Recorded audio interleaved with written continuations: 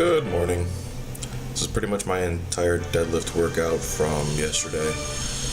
I really wanted to focus on getting into a rhythm, creating habits that I could repeat over and over again. I wanted to make sure that I had perfect form, or as close to perfect as I could possibly get to, but I also want to take advantage of the stretch reflex.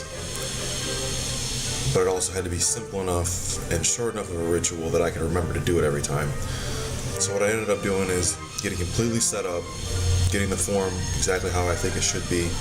You'll see I get down, get in the right position, tuck the shoulders, flatten the back, and then I breathe, and then it's pump and go.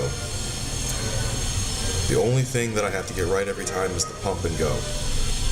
I can take as much time, as many tries as it takes for me to get set up correctly, and it seems that I really enjoy taking too much time and taking too many tries. But this lets me do that, and I still get to take advantage of the pump and go and the stretch reflex, so this works for me. Someone was talking to me during that last set. Don't talk to anybody in the middle of their set. I don't care if the building's on fire and you're trying to save their life. Don't talk to them. Let them finish their set. Also, after my pretty ridiculous cut to get down to probably around 9 or 10% body fat, I kind of rebounded quite a bit and got a little bit bloated for a while. I'm starting to get rid of that bloat. I'm starting to get down to a body fat percentage that I'm comfortable with and that I want to maintain. But my belt doesn't fit me anymore. So here I am checking the holes to make sure it's on the last hole. So good with the bad. My belt's doing nothing for me. I just gotta add a couple more holes. But you don't need a belt to deadlift. Just something to help you out a little bit. Here we get to 545. These are a little bit slow to lock out. And this is probably because my back was extremely rounded over. Doesn't actually look that bad, but it felt horrible. Now it's going to bring me to my rant. Pause deadlifts are the best deadlift accessory movement you can do. The best way to make your deadlift better is to deadlift. Well, pause deadlifts completely mimic your actual deadlift, so that is the most beneficial carryover it could possibly have without being an actual deadlift. Next, the two problems people always have with deadlifts are either lockout or off the floor.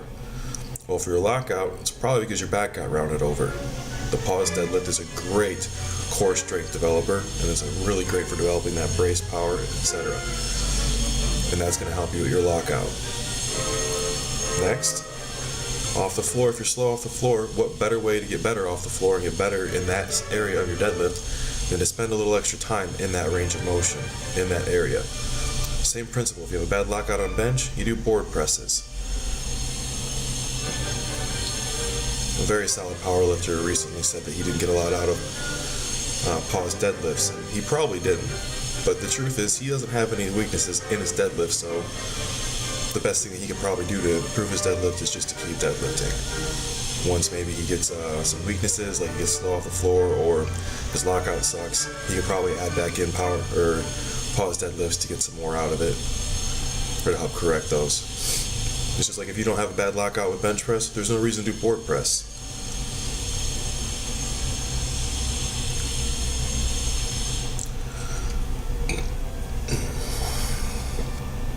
Here we go. This is the last set.